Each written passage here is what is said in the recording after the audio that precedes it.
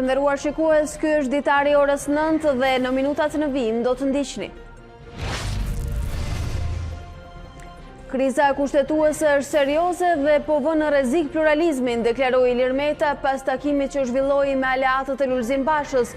Kreu Republikan Mediu tha se presidenti vlerësoi 12 pikat për marrëveshje kushtetuese. Nga krau tjetër, Partia Socialiste zyrtarizon koalicionin për zgjedhjet e 30 qershorit. Takimi i Berlinit shuan shpresat të antarësimit të shpejtë të Ballkanit Perëndimor në Bashkimin Evropian. Vëmendja e Merkel e Macron ishte tek ngërçi i dialogut Kosovë-Serbi, por as në këtë drejtim nuk pati progres. Vendimi për negociatat pritet të merret në shtator. Gjykata la në arrest me burg Ragip Haxhiajdinin nga Kosova për grabitje në Rinas. Ai mohoi të jetë i përfshirë në grabitje, duke pretenduar se ka njohje familjare me të afërmit e Admir Muratajt, por prokuroria ngre dyshime të forta mbi pjesëmarrjen e tij në grabitjen e miliona eurove. Zonja dhe zotri, mirëmëngjes, por i takohemi edhe sot me Ditari në orës 9 drejt për drejt në ekranin e A2 CNN. Në minutat në vijim do të keni mundësi të informoheni edhe për të tjera tema si këto në vijim. Venezuela në prag të luftës civile, përplasje me armë zjarri mes forcave qeveritare dhe mbështetësve të opozitës, komuniteti ndërkombëtar i përqar. Tottenham dhe Ajax përballën njëra tjetrës për një vend në finalen e Champions League nesër në mbrëmje gjysmëfinalja tjetër Barcelona-Liverpool.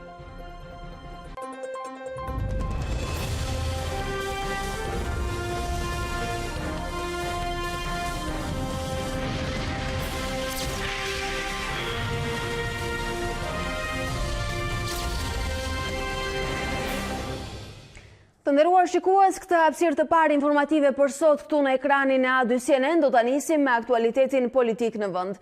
Presidenti Ilir Meta priti kryetarët e 5 partive të grupimit të Qendrës së Djathtë ditën e djeshme, të cilët tashmë kërkojnë një tryezë gjithëpërfshirëse me qëllim zgjidhjen e krizës politike në vend. Presidenti tha se mos regjistrimi i opozitës në zgjedhje rrezikon pluralizmin, ndërsa nxiti dialogun duke deklaruar se do të kontribuojë me çdo mundësi për reflektimin e palëve. Presidenti Ilir Meta takoi kryetarët e 5 partive të grupimit të Qendrës së Djathtë në një hap të parë të dialogit për të zgjidhur krizën politike në vend, sikurse kërkesa kryesore e tyre është që kreu i shtetit të rasë një tryezë për dialog politik mes palëve. 60 minuta bisedoi Ilir Meta me kryetarët e partive dhe siç njoftoi presidenca, u shpreu shqetësim për mos regjistrimin në zgjedhje, pasi kjo rrezikon pluralizmin politik, por nga ana tjetër theksoi se nuk është asnjëherë vonë për të reflektuar për zgjedhje. Presidenti nxit dialogun dhe zërat e arsyeshëm për dekurajimin e përshkallëzimit të mëtejshëm të krizës. A do të thrasë tryezën presidenti Meta dhe a do t'i bëj ftesë Edi Ramës të ulet në dialog me Lulzim Bashën? Kjo ende nuk dihet. Për çfarë angazhohet Meta është për të kontribuar me çdo mundësi për reflektimin e të gjitha palëve. Kreu i shtetit do të vazhdoj kontributin e tij me të gjitha format e mundësit për të kërkuar reflektimin e të gjithëve me qëllim garantimin jo vetëm të bashkëjetesës demokratike, por edhe e curinë e suksesshme të reformave të lidhura me integrimin evropian. Partitë aleate thanë se nuk kishin pritshmëri se presidenti do të shprehte menjëherë qëndrimin për tryezën, por në emër të grupimit të Qendrës së Djathtë, krye republikani Fatmir Mediu, tha se marrëveshja e propozuar prej tyre kishte gjetur mbështetjen e Metës. Presidenti i Republikës vlerësoi kërkesën e partive tona. Në përgjigje të A2 CNN, Mediu tha se presidenti do të ndërmarrë takime me përfaqësuesit e partive politike. Në vlerësim të kërkesës tonë edhe të qëndrimeve tona, do të ndërmarrë veprimet e veta edhe diskutim me palët e tjera politike.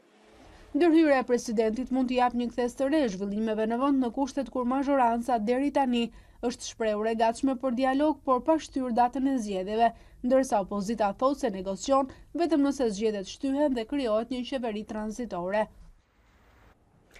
Por Partia Socialiste, e cila zyrtarizoi koalicionin zgjedhor, deklaroi se nuk mund të ketë dialog politik për ndryshime kushtetuese.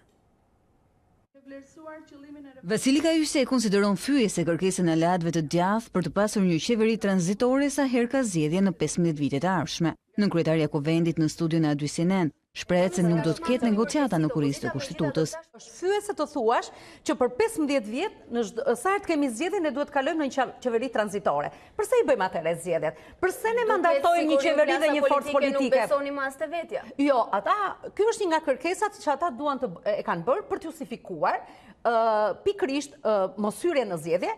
Akoma më i prerë ndaj kërkesës së aleatëve opozitar ka qenë kryetari i grupit parlamentar socialist Auland Balla. Kush mendon se mund marri pushtet në tavolinë?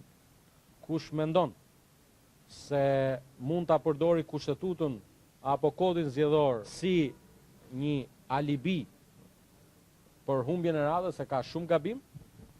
Afatet e kodit zgjedhor dhe kushtetutës janë shumë qarta, nuk ka negociata me askënd mbi kurrizën e kushtetutës. Për socialistët, lëvizjet e fundit të opozitës argumentojnë me frikën nga krijimi i bindjes demokratike të patozit dhe regjistrimin e mundshëm të ndonjë kandidati të pavarur që mund të delegjitimojë të reaksionin e tyre antiqeveritar.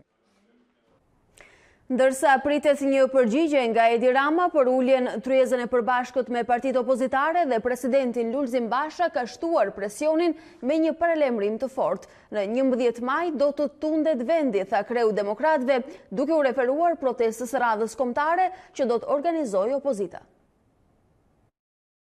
Se shtunën e 11 majt, deka 12 do dita tunde dhe njëherë flamuri kombëtare, kaosën e demokracisë të lirisë, si që ka bërë me 13 prill, me 16 mars dhe me 16 shkurt, dhe si që do të bëjmë ditë për ditë, e javë për javë, dhe i largimin e kësaj bande, dhe i çlimin e Shqipërisë, nga krimi, nga Edi Rama dhe nga hajdutet e tij grafiçare.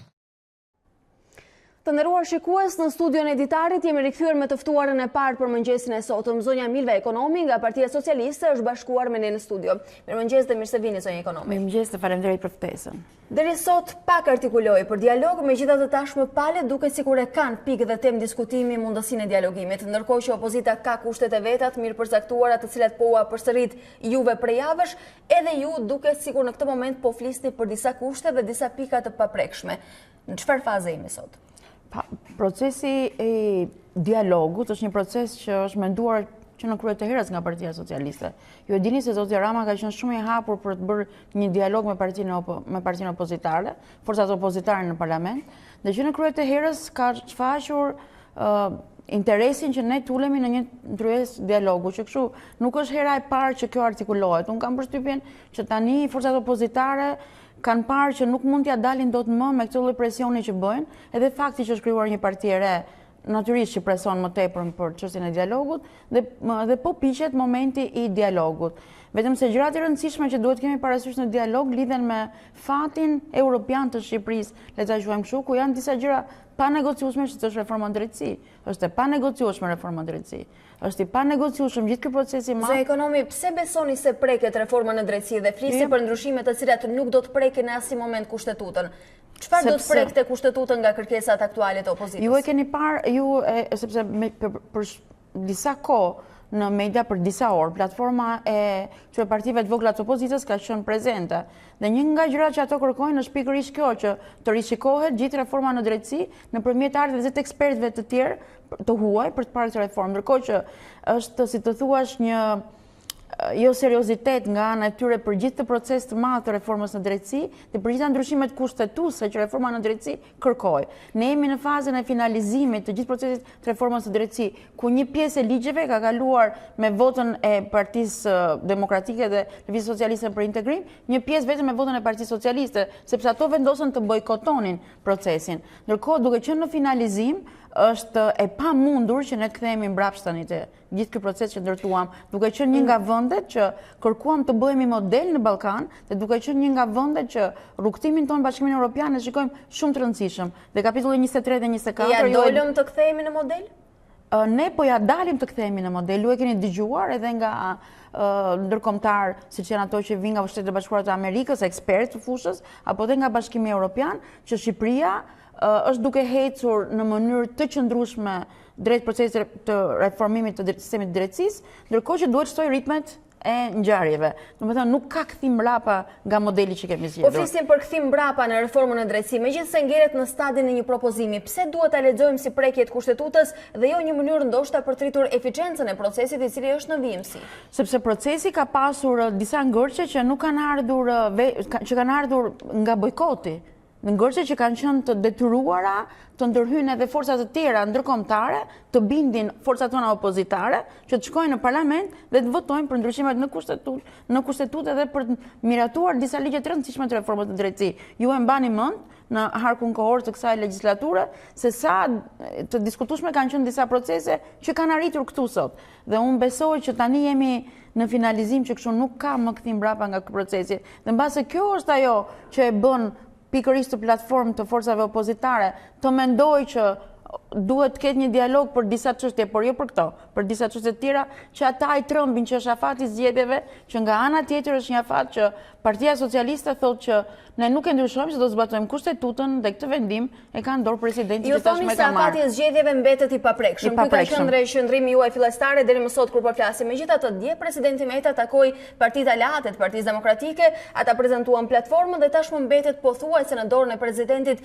një ndërmjetësim i mundshëm ose një ulje e mundshme në tryezën e gjitha palëve. Çfarë prisni ju si Parti Socialiste? Unë nga ana tjetër mendoj që në këtë moment, për shembull, një nga gjërat e rëndësishme që duhet ishin diskutuar edhe në platformën e presidentit do të ishte lidhja me ato disa gjëra që presidenti ka thënë që nga mesi i shkurtit deri më sot, por në mënyrë sporadike, me marrëzinë e heqjes dorë nga mandati. Heqja dorë nga mandati ishte një marrëzi nga ana e forcave opozitare dhe këtë qëndrim nuk e ka pasur vetëm Partia Socialiste, këtë qëndrim e kanë pasur edhe aleatët tanë ndërkombëtar. Është pa precedent në funksionimin e një demokracie parlamentare, është pa precedent të heqësh dorë nga mandati, ndërkohë që e merr për të përfaqësuar elektoratin tënd, të je një zë që përfaqëson një pjesë të popullit. Është vërtet që faktori ndërkombëtar e ka dënuar rënd dhe nuk e ka suportuar në asnjë moment djegjen e mandateve, por ama le ta rikujtojmë që nuk ka rrëzuar kauzat e opozitës për cilat ata sot janë në rrugë. Kauzat e opozitës për cilat ato janë në rrugë janë dy kauza kryesore që ne kemi dëgjuar të artikulohen, është kauza e vjedhjes së votave dhe kauza e hapësirës demokratike. Në fakt kauza e vjedhjes së votave për mua nuk qëndron sepse zgjedhjet e 2017 në fakt patën një të themi një rënje dakord të palëve, Basha dhe Rama në shkruan një marrëveshje ku Basha mori dhe drejtoi pjesën më të madhe të institucioneve që kanë të bëjnë me shërbime publike dhe që shkojnë direkt tek populli, drejtoi Komisionin Qendror të Zgjedhjeve, ndërkohë që u caktuan në mënyrë të përbashkët 35.000 komisionerët, u firmosën gjithë procesat verbale, rezultati i KQZ-s doli 7-0 dhe mbas 2 vjetësh ne u kujtuam dhe themi pa pasur asnjë pretekst në kolegjin zgjedhor që sot flitet për eficiencë të munguar në atë periudhë, qoftë edhe për qeverinë teknike edhe për këto garanci që ju keni ofruar asaj kohe. Megjithatë, sot jemi në këtë situatë ku jemi. Afatet po ngushtohen, zgjedhjet po afrohen. Çfarë besoni ju? Prisim një ndërmjetësim nga ndërkombëtarët? Ne besojmë që do të shkojmë në zgjedhje në 30 qershor. Ne besojmë që 42 partitë që janë regjistruar dhe 6 kandidatët janë ata që e kanë marrë përgjegjësinë për të shkuar në zgjedhje, për ta bërë demokracinë funksionale në Shqipëri. Ne besojmë që Partia Socialiste e vetmja gjë që duhet të ketë parasysh është që standardi i zgjedhjeve të mbahet, të ruhet dhe të forcohet. Ne besojmë shumë që rruga e demokracisë në Shqipëri është kjo, që të respektosh vendimet dhe ligjet që vendos parlamenti, për sa kohë ne jemi një republikë parlamentare, dhe ne natyrisht besojmë fort që elektorati është ai që mbështet partinë që bën zgjedhjen më të mirë për ndërtimin e vendit. Zëja Ekonomi, po flisni për rrugë të demokracisë, për zgjedhje të lira, ashtu si po thoni ju edhe rritje të standardeve, por a është rrugë demokratike të provoni ose të rrezikoni të shkoni në zgjedhjet e 30 qershorit pa dy partitë më të mëdha opozitare në vend që sidoqoftë kanë elektorat konsiderueshëm? Tani, ju keni një situatë përpara që unë njëri nga argumentat ju a thash, kemi 42 parti, 20 janë parti që janë në koalicion me Partinë Demokratike, të tjerat janë parti që nuk kanë koalicion me Partinë Socialiste. Pra, po më thoni se elektorati i PD-s dhe LSI-s do ta gjejë veten do ta gjejë partitë e tjera, ndërkohë nga ana tjetër ju keni parë që në parlament bojkoti ka qenë i zëvendësueshëm. Lista që kanë dorëzuar në KQZ të 2 liderat e partive po mbushet. Dhe në parlament ne sot kemi në mënyrë periodike që vinë të tjerë deputet që bëjnë betimin. Për ju kolegët e rinj të opozitës kanë zëvendësuar opozitën e vjetër. Ndërkohë ata janë aty, kanë marrë një rol, si një rol në për seancën plenare, si një rol në për komisione, diskutojnë, do me thënë, ai që vjen si konkluzion është që kjo nevojë për të larguar nga gjithë ky proces zgjedhor nuk është nevoja e elektoratit demokrat ose të Lëvizjes Socialiste për Integrim, është nevoja e liderave të këtyre partive për të larguar nga procesi i zgjedhjeve të 30 qershorit, sepse të dyja faktet, dhe regjistrimi i partive dhe mbushja e parlamentit japin pikërisht argument. Megjithatë, në avans, në sfond para jush ka reforma të rëndësishme për cilat ju jeni zotuar se do t'i bëni, do t'i finalizoni dhe jeni në rrugë sipër. A jeni komod që me të përtot bashkëveproni me opozitën e re, e cila është në parlament, a do t'ishte produkti i njësojt ose njësoj produktiv sikur me kolegët tuaj të vjetër të cilët e njohin mirë rrugën legislative dhe reformat për cilat keni punuar bashkë? Tani, një nga gjërat që po bëhet po fillon puna me kolegët e rinj të opozitës është gjithë reforma zgjedhore. Dhe ndërkohë reforma zgjedhore nuk ka të bëjë me zgjedhjet e 30 qershorit, edhe në krye të herës nuk ishte të bënte me zgjedhjet e 30 qershorit, ishte një reformë që ta përgatiste Shqipërinë për zgjedhjet parlamentare të 2021-shit. Ndërkohë bojkotuan, u shty procesi, ato u rikthyen në parlament, Partia Socialiste i dha dhe një muaj afat për të dhënë opinione për shumë tryeza dhe konkluzione që kishin marrë të dy palët bashkë me ndihmën e OSBE-s dhe Këshillit të Evropës për dalën ca konkluzione. Tani u ngrit një grup pune i ri që po shqyrton këto kërkesa, por aty ka dhe disa kërkesa të reja që kanë ardhur nga kolegët e rinj të opozitës. Të cilat do t'i përfshini në punën për reformën. Dhe gjitha kjo nuk bëhet vetëm me dy forcat politike ose tre forcat politike që janë ulur aktualisht në parlament, por bëhet edhe me mbështetjen e organizmave ndërkombëtar që monitorojnë dhe garantojnë zgjedhje të ndershme dhe me standarde. Që kështu unë them që ky procesi po shkon, ndërkohë që tryezat e diskutimeve i kanë lënë një mundësi dhe forcës opozitare më të madhe që thoni ju, Partisë Demokratike dhe Lëvizjes Socialiste për Integrim, që nuk e them unë e thon shifrat, megjithatë ata e kanë shpërfillur këtë kërkesë tuaj, nëse këto ofertë tuaj. Tani kjo është komplet një marrëzi, sepse proceset integruese në një vend nuk mund të shkojnë me unë nuk dua. Proceset integruese shkojnë vetëm duke ulur në tryezë dhe duke bizeduar, që kështu është marrëzi e liderëve të tyre kjo. Jemi në limitet e kohës, a prisni një tryezë me opozitën jashtëparlamentare? Me opozitën jashtëparlamentare, ne presim që të shkojmë në zgjedhjet e 30 qershorit. Që kështu opozita jashtëparlamentare duhet të gjejë formën që të bindet që ka gjëra që duhet shkojmë përpara në këtë rrugtim që ka nisur Shqipëria. Unë ju falenderoj që ishit sot në studio. Faleminderit shumë. Ndërkohë të nderuar shikues, pas pak në ekranin e A2CNN do të ndiqni Berlini shuan shpresat e Ballkanit për antarësim të shpejtë, kërkon dialog me Serbisë dhe Kosovës drejt një tjetër samiti në një korrik në Paris. Në vend reagojnë Rama, opozita dhe ish-ministrat Milo e Islami. Pas pak në studio me një diplomat, zotin Lisen Bashkurti, përfaqësues i Këshillit të Ambasadorëve. Jemi sërish drejt për drejt në studion e Ditari, do të mbetemi tek të tjera informacione kryesisht fokusuar tek politika. Samiti i Ballkanit Perëndimor në Berlin nuk shënoi ndonjë rezultat konkret sa e përket rinisjes së dialogut Serbi-Kosovë. Thaçi dhe Vučić u shprehën të zhgënjur për mungesën e progresit. Një takim i ri do të zhvillohet në datën 1 korrik në Paris. Kryeministri Haradinaj tha se është ndjer i vetmuar edhe nga presidenti Thaçi dhe kryeministri ynë Edi Rama, por kjo nuk e ka lëkundur në vendimin e tij për të mbajtur taksën 100% për mallrat serbe. Publikisht dhe zyrtarisht, Thaçi e Haradinaj kanë këmbgulur se rinisja e dialogut duhet të ndodhë me vendimin e Serbisë për të njohur Kosovën.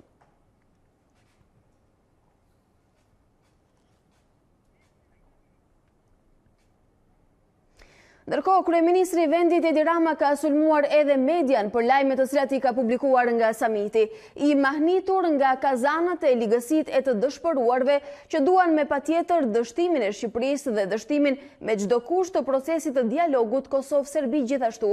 Madje kreu i shtetit dhe i qeverisë shpreh i bindur se Shqipëria s'do të dështojë kurrësi dhe dialogu do vazhdojë pa kushte e as paragjykime nga askush, shkruante ndër të tjera zoti Rama në Twitter. Ndërkohë, Petrit Vasili nga selia e Lëvizjes Socialiste për Integrim deklaroi se Shqipëria dështoi në samitin e Berlinit, ndërsa kryeministri Rama ju përgjigj me ironi, duke sjellë në vëmendje qëndrimin e një viti më parë, kur pas Këshillit Evropian të qershorit, Rama tha se Shqipëria ka një datë për hapjen e negociatave të antarësimit. Sot nuk ka humbur Shqipëria, por është ndërshkuar përfundimisht korrupsioni i çfrenuar i Edi Ramës dhe rilindjes. Sot nuk ka humbur Shqipëria, por ka marrë një grusht ballor kriminalizimi i votës lirë dhe ekonomisë nga rilindja e Edi Ramës. Sot nuk ka humbur Shqipëria, por politika e jashtme anti-shqiptare dhe anti-integrim i Edi Ramës. Nuk mund të harrojnë shqiptarët që sot nuk kanë humbur ata, po kanë humbur mashtrimet e Edi Ramës, i cili pacipsisht një vit më parë deklaroi. Po e citoj fjalë për fjalë ç'na ka thënë një vit parë. Ka thënë, pikërisht 29 qershor, pas 72 orës mes dallgëve të brendshme të BE-s, Shqipëria ja doli të marrë datën për hyrjen në portin e Europës Bashkuar. Rezultatet e reformave tona bën që dhe më skeptikët të njohin meritën e Shqipërisë e të Maqedonisë. Një betejë tejet vështirë u fitua luftë avion. Dy ish-ministrat e jashtëm, Kastriot Islami dhe Pascal Milo, lexojnë ndryshe rezultatet e samitit të Berlinit. Sipas Islamit, bëhet fjalë për një shuplak për treshën Rama-Vučić-Thaçi, ndërsa për Milon në samit u dhanë edhe garanci. Për ish-ministrin e jashtëm Kastriot Islami, samiti i Berlinit ishte një shuplak e fortë për Edi Ramën, Aleksandar Vučić dhe Hashim Thaçin dhe idenë e tyre për korrigjim kufish mes Kosovës dhe Serbisë. Ka qenë një shuplak shumë e fortë ndaj të tyre këtyre personazhe që nga njëra anë kërkojnë që thua të bëhen pjesë e Bashkimit Evropian dhe nga ana tjetër kërkojnë difuzën të ikën mbas shpine dhe në artikull që janë shkruar është lënë të kuptohet që gjithë kjo është një lojë sepse këta kanë frikë për shkak të humbjes pushtetit. Por për një tjetër ish-ministër të jashtëm, Pascal Milo, qëndrimi i dyshes Macron-Merkel ishte një garanci që u dha vendeve të Ballkanit se nuk do të mbeten jashtë vëmendjes. Në kuptimin që Ballkani Perëndimor do të jetë në vëmendjen e Bashkimit Evropian, por e theksuan shumë qartë që të mos ketë pritshmëri për hapje negociatash të shpejta për vendet e Ballkanit Perëndimor, por edhe për Shqipërinë dhe Maqedoninë e Veriut. Kriza politike sipas ish-ministrave ka ndikuar pa aq sa zgjedhjet e brendshme në vendimin për të shtyrë përgjigjen për hapjen ose jo të negociatave në shtator. Ndonse e pashpallur publikisht, nënkuptohet që në rastin e Shqipërisë janë patjetër edhe zhvillimet e brendshme politike, të cilat padyshim që e kanë futur Shqipërinë në pragun e një rrethi vicioz krizash. Ata e kanë shumë qartë që vendet e Ballkanit Perëndimor përveç Maqedonisë drejtohen nga njerëz të korruptuar, të lidhur me krimin, që kanë kapur shtetin. Në mbledhjet e para të samitit të Berlinit u përmendën projekte konkrete për vendet e Ballkanit, por më pas nuk u fol më për to. Të nderuar shikues, në studion e Ditarit jemi rikthyer me diplomatin profesor Lisen Bashkurti. Mirëmëngjes dhe mirë se vini. Mirëmëngjes, faleminderit për ftesën. Zoti Bashkurti, takimi informal i Berlinit, i cili mlodhi vendet e Ballkanit Perëndimor me dy prej aktorëve më të rëndësishëm në familjen e madhe europiane, Francën dhe Gjermaninë, duke si një rikthim i procesit Berlinit që ka bazamentin në gusht të 2014-s. A besoni se me këtë takim do të rikthehet ritmi integrues i vendeve të Ballkanit apo ka ende skepticizëm në Bashkimin Evropian? Mendoj se samiti i Berlinit pati dy momente që duhen konsideruar shumë pozitive. Së pari, dy prej shteteve kryesore, themeluese dhe lokomotiva të Bashkimit Evropian rivendosën fuqishëm Ballkanin Perëndimor në agjendën e tyre bilaterale.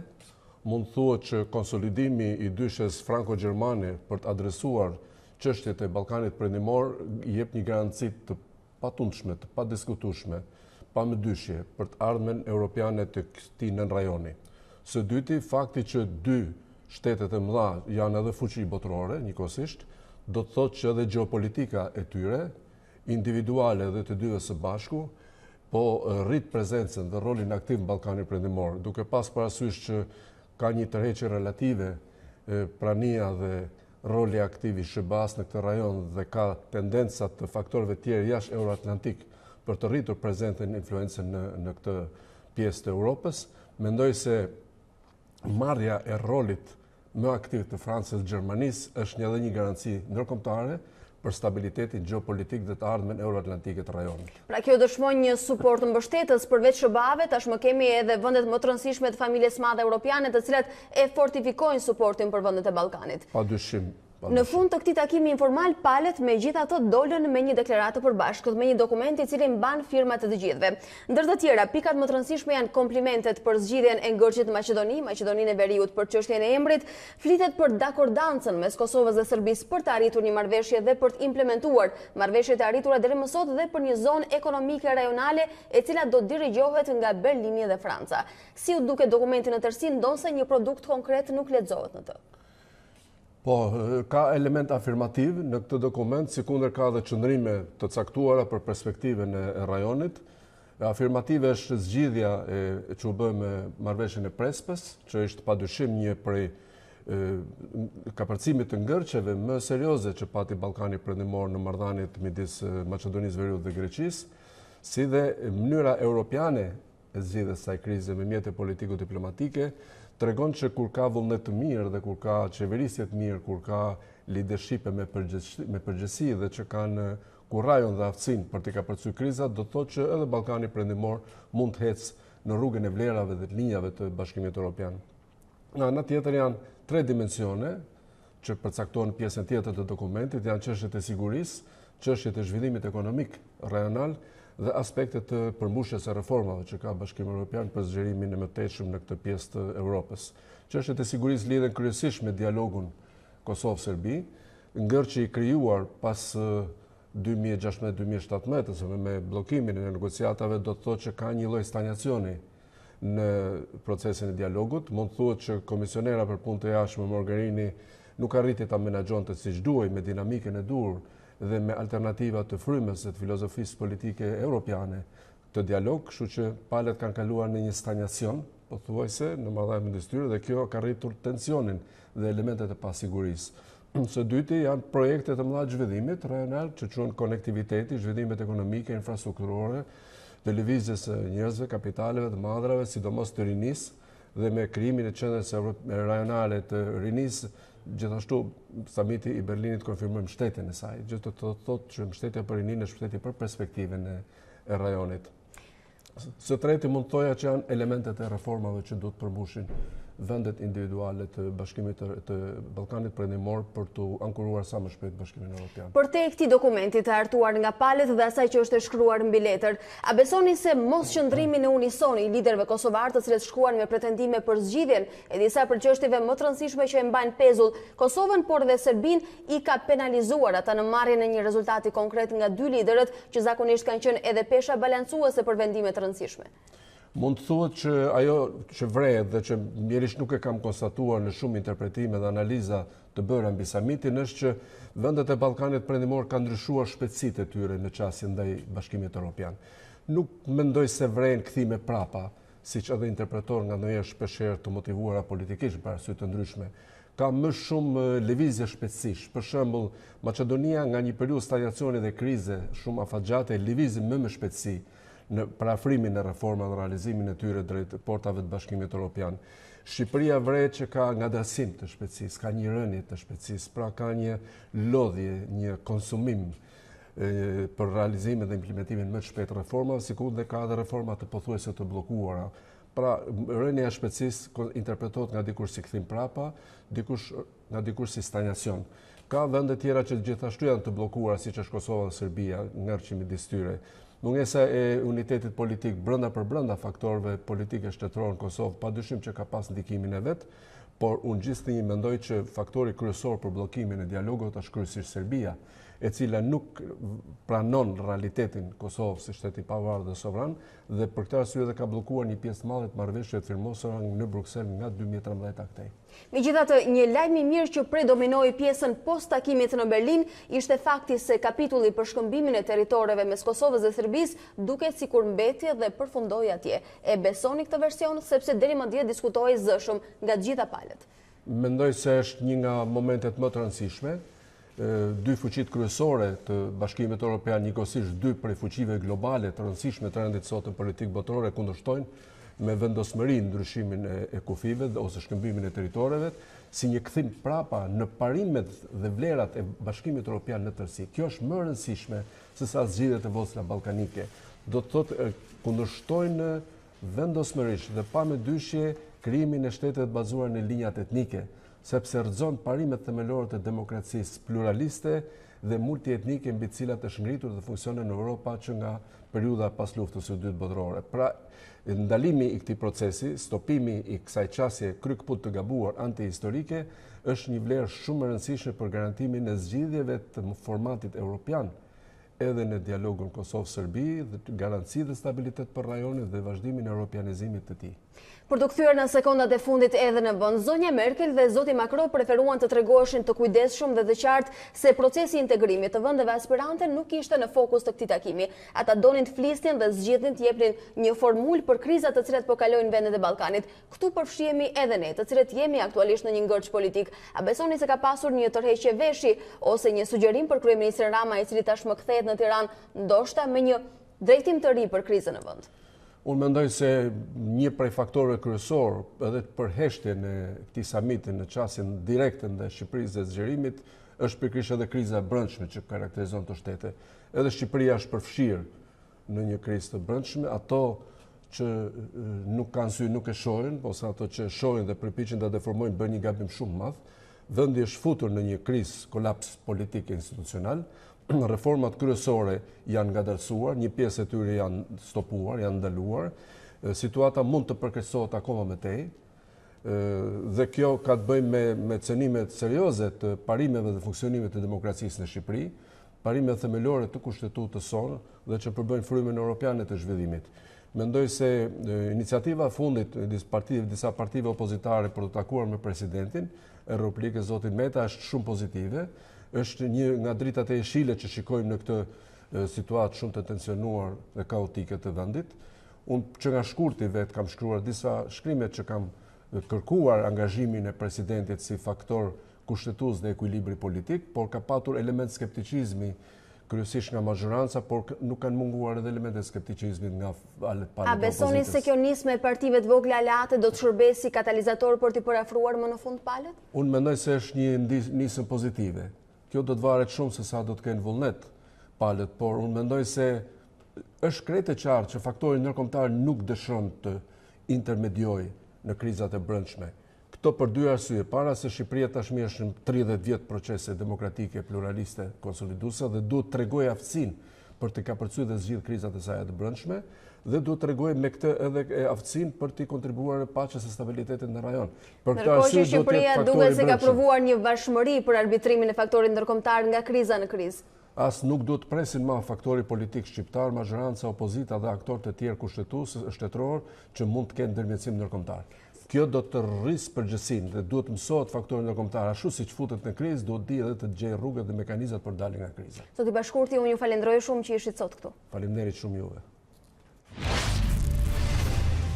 Të nderuar shikues, vetëm pas pak në ekranin e A2CNN do të ndiqni Venezuela në prag të luftës civile për plasje me armë zjarri mes forcave qeveritare dhe mbështetësve të opozitës.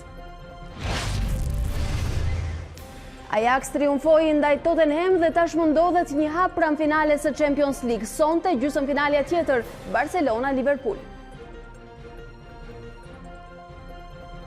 Ndërkohë ne të nderuar shikues rikthehemi me të tjera informacione, mbetemi tek aktualiteti në vend. Gjykata për krime të rënda lë në burg kosovarin Ragip Haxhiajdini, arrestuar për grabitjen e 9 prillit në Rinas. Në gjyq Haxhiajdini këmbguli se nuk ishte asnjë lidhje me ngjarjet dhe se nuk ishte ai daja nga Kosova. Ai kërkoi të ballafaqohet me të penduarin Alkon Bengasi. Kosovari Ragip Haxhiajdini, i arrestuar i 6 për grabitjen në 9 prillit në Rinas, nuk pranon të ketë gishtë në ngjarje. I dyshuari si daja nga Kosova ka refuzuar akuzat gjatë seancës gjyqësore së zhvilluar me dyert të mbyllura te krimet e rënda, ku vendos lënia e tij në masën e sigurisë arrest në burg. Është vërtet që kam njohje me familjen Murataj. Prej disa vitesh kam njohur vëllain e Admir Muratajt, Aleksandrin. Unë kam qenë edhe në varrimin e Admirit, por nuk kam asnjë lidhje me grabitjen në Rinas. Nofkën daja në lidhje me emrin tim e kam dëgjuar vetëm në media. Nuk jam unë ai daja që kërkoni. Nuk e kam iden as për furgonin Chevrolet dhe as për çfarë thot prokurori. Jam i pastër. I dyshuari Haxhiajdini ka pretenduar se ditën e grabitjes ka qenë duke drekhuar me disa miq në Kavaj. Ai shprehu gatishmëri për të përballur me bashkëpunëtorin e drejtësisë Alkon Bengasi. më ballafaqoni me Alkond Bengasin, me që më ka akuzuar mua. Unë jam i gatshëm të paraqes dokumente për të ardhurat e mia dhe familjes sime. Nëse gjeni një provë që më lidh me grabitjen, më lini në burg. Përkundër thënieve të Haxhi Ajdinit, prokurorët e krimeve pretendojnë se kanë dyshime të bazuara për përfshirjen e tij në grabitjen e Rinasit. Mbyllja e tij në qeli e çoi në 6 numrin e personave që po hetohen në paraburgim për këtë ngjarje. Misioni asistencës policisë Pameka kishte paralajmëruar rrezikun e grabitjeve që në vitin 2016. Në mbledhjen e parë të aviacionit civil, ekspertja Teuta Krasniqi shprehu shqetësimin se porta ku Admir Murataj dhe 4 grabitësit e tjerë u futën në brendësi të pistës nuk kishte bariera mbrojtëse. Gjendja e saj u la në harresë dhe pas grabitjes Alex Pepës, por edhe 3 vite më pas. Supergrabitja e Rinasit krahas arrestimit të autorëve të dyshuar pritet të vërë para përgjegjësisë dhe zyrtar të aeroportit por dhe firmën kontraktuese, të cilët kishin për detyrë të siguronin perimetrin e pistës. Mbledhja e parë e aviacionit civil u bë në maj të vitit 2016, vetëm një muaj para grabitjes brenda pistës, e për të cilën është shpallur në kërkim ndërkombëtar Alex Pepa. Por krahas pjesëmarrësve mes tyre të Shërbimit Informativ Shqiptar, por dhe drejtorit të përgjithshëm të kufirit dhe migracionit, mes të ftuarve kishte edhe ekspert nga Pameka, asistenca europiane për Ministrinë e Brendshme dhe Policinë. Teuta Krasniqi, eksperte për menaxhimin e integruar të kufirit, ngriti si shqetësim pikërisht portën ku më 9 prill Admir Murataj së bashku me 4 grabitës të tjerë hynë në brendësi të aeroportit. Sipas saj, në atë kohë porta nuk kishte bariera mbrojtëse, por dhe pas goditjes më 30 qershor sërish nuk u morën masat e duara, duke bërë që më 9 prill të 2019-s pas 3 vitesh, grupi Murataj dhe Klement Çalës të grabiste 5.7 milion euro. Një tjetër shqetësim i ngritur prej saj ishin dhe kamerat e sigurisë dhe domosdoshmëria që policia të ketë akses në to, por sërish pas 3 vitesh deri në grabitjen e fundit, brenda Rinasit policia nuk kishte akses. Përsa i përket hetimeve për supergrabitjen, veç dëshmisë Alkond Bengasit, e cila përfundon deri në modifikimin e makinës që u përdor nga autorët, prokuroria nuk ka informacion mbi pozicionin e të arrestuarve nëse ata kanë luajtur rol aktiv. Për këtë është kërkuar dhe si dëshmitar i drejtësisë njëri nga 5 të arrestuarit, por deri më tani askush nuk ka pranuar të flasë. Sot është dita ndërkombëtare e punëtorëve, por si e gjen ajo tregun e punës në vend? Të dhënat e Komisionit Evropian flasin për prekje të vendeve të reja të punës për shkak të tkurjes së ekonomisë në vitin 2018. Ngadalësimi ekonomik është reflektuar edhe në tregun e punës. Në 3 mujorin e fundit, rritja e punësimit u ngadalësua ndjeshëm, veçanërisht në sektorin privat jo bujqësor. Sipas të dhënave të Komisionit Evropian, norma e papunësisë është në stagnacion pas 3 vitesh rënjeje të vazhdueshme. Institucionet ndërkombëtare këshillojnë reforma në tregun e punës për të nxitur hapjen e vendeve të reja. Banka Botërore thekson se duhen më shumë incentiva për bizneset që të punësojnë më shumë individ, si edhe paga më të larta për të shtyrë ata të punojnë. Po ashtu shihet si nevojë reforma për të siguruar konkurrencë në sektorin privat, në mënyrë që bizneset të konkurrojnë të barabarta dhe të rrisin produktivitetin. Shqetësues mbetet pjesëmarrja e dobët në forcën e punës, veçanërisht për gratë si dhe informaliteti i lartë. Por situata shihet veçanërisht problematike për të ardhmen e tregut të punës, për shkak të plagjes së popullsisë, emigracionit, si dhe numrit të lartë të rinjve që nuk punojnë dhe nuk arsimohen. Ky nivel është shqetësues për shkak se i vendos këta të rinj në një rrezik shumë të lartë varfërie në të ardhmen.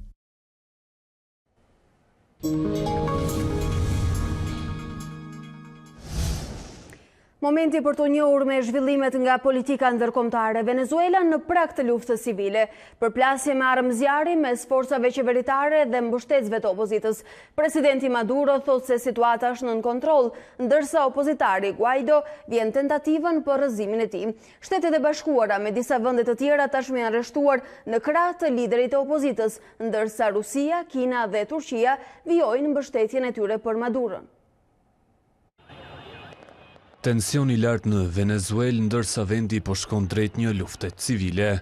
Pasi opozita nisi tentativën për grusht, shteti janë dëgjuar të shtëna me armëzjarri në afërsi të një baze ajrore në Caracas, ku qëndron Juan Guaido bashkë me disa ushtarë dhe qytetarë të shumt. Përplasja me armë po ndodh ndërmjet burrave me uniform që përkrahin liderin e opozitës dhe trupave që mbështesin presidentin Nicolas Maduro. Përveç kësaj, një auto blinde gardës kombëtare hyri mes turmës duke goditur disa persona. Kjo thirrje është për të gjithë, që të dalin në rrugë në këto momente për të mbështetur atë që kemi ndërtuar ndër vite. Ne jemi tani në rrugë, jo vetëm me komunitetin ndërkombëtar dhe qytetarët, por edhe me forcat e armatosura kombëtare që po mbështesin qytetarët, të ardhmen dhe progresin. Ky është një moment i rëndësishëm për Venezuelën. Pavarësisht qëndrimit të liderit opozitar, Maduro pretendon se ushtria e vendit qëndron në krah të tij. Kam komunikuar me komandantët ushtarak të vendit, të cilët kanë shprehur besnikëri të plotë ndaj qytetarëve, kushtetutës dhe atdheut. Kërkoj mobilizim popullor për të siguruar fitoren e paqes. Ne do të fitojmë. Por çfarë mendojnë qytetarët? Të mbrojmë lirinë, duhet të rrëzojmë tiranin. Populli mundet, të gjithë duhet të dalin në rrugë. Pavarësisht trazirave, qeveria e Venezuelës thotë se situata është nën kontroll. Princi Naruhito u kurorëzua perandori i Japonisë. Kjo pasi Akihito, babai i tij, abdikoi nga froni duke u bërë i pari perandor në 200 vjet që e ndërmerr këtë hap. Ritualet e nisura disa muaj më parë kulmuan me një ceremoni madhështore në Tokyo që zyrtarizoi ardhjen në front të princit Naruhito. Në fjalimin e tij të fundit, Akihito dorëzoi simbolet e pushtetit dhe falenderoi publikun për mbështetjen gjatë sundimit 30 vjeçar. Isha me fat që munda të ushtroj deturimin tim si perandor, me besim të thellë për respekt për popullin japonez. Ndër njerëz që pranuan dhe më mbështetën mua si një simbol u shpreh falenderimet më të thella, tha 85 vjeçari që dorëzoi fronin perandorak për shkak të gjendjes shëndetësore. Është momenti për zhvillimet nga sporti. Ajax është me një këmbë në finalen e UEFA Champions League. Djemt e rinj të trajnerit Erik ten Hag bën sërish atë që din të bëjnë më mirë, të fitojnë jashtë fushe. Gjysmëfinalja e parë ndaj Tottenham përfundoi me shifrat 1-0 në favor të holandezëve. Gjithçka u zgjidh në pjesën e parë nga mesfushori Van de Beek me golin që krijoi iluzione një pozicioni të parregullt, por vetëm kaq. Spurs krijuan rastet e tyre, por pa mundur të finalizojnë, të kushtëzuar edhe nga disa mungesa të rëndësishme që pritet të rikthehen në ndeshjen e kthimit. Pikërisht në Amsterdam, pas një jave, skuadrat përballen sërish për aksin e dytë, atje ku Tottenham do t'i duhet shumë për të bërë përmbysjen.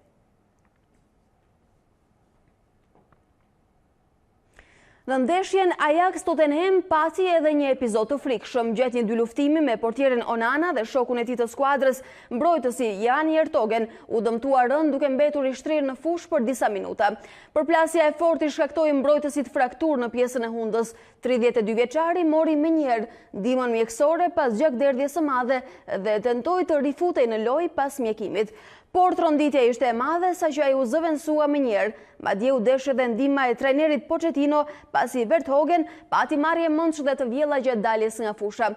Prezenca e tij në ndeshjen e kthimit mbetet në pikpyetje. Kategoria superiore më në fund ka marrë një vendim të rëndësishëm sa i përket garës së kampionat në këtë fazë vendimtare. Për javën e 32 që zhvillohet këtë fundjavë, të gjitha ndeshjet do të luhen në të njëjtën ditë dhe orë, saktësisht në orën 15. Kjo në mënyrë që rezultatet në orare të ndryshme të mos ndikojnë tek skuadrat që kanë objektiva të rëndësishëm si titulli apo mbijetesa. Mbetet për tu parë nëse e njëjta metodë do të aplikohet deri në fundin e sezonit.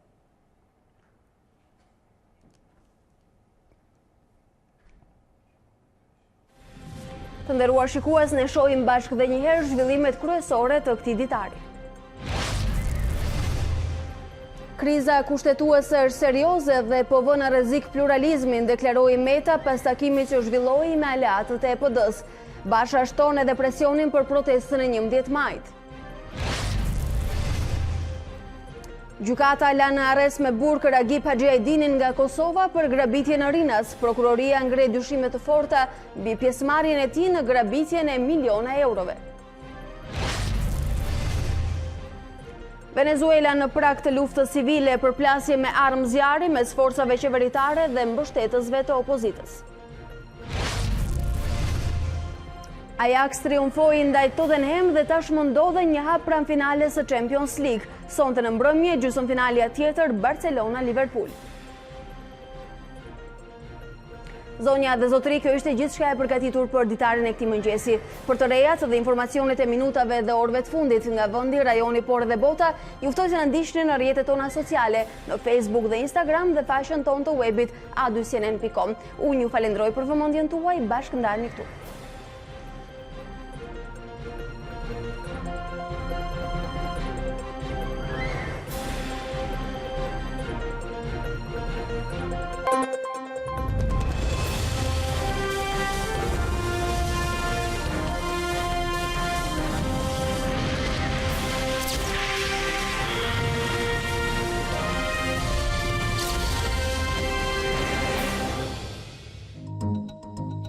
Unë jam Alba Lishani dhe ky është Ditari në A2CNN.